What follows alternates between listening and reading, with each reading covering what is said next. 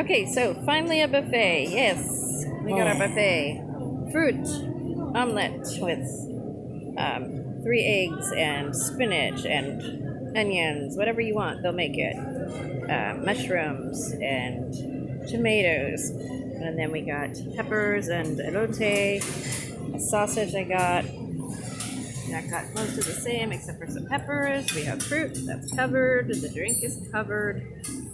They serve the buffet. So it's still a buffet. It's nice. Missed that. It's just been a la carte breakfast the whole time. So here we are at the table that my amazing husband proposed to me at back in 2007. So a little bit of the resort. Those chairs over there with the yellow towels, those are ours. We're going to go to the pool. You can see a difference between the green towels and the gold towels, or not orange, they're gold.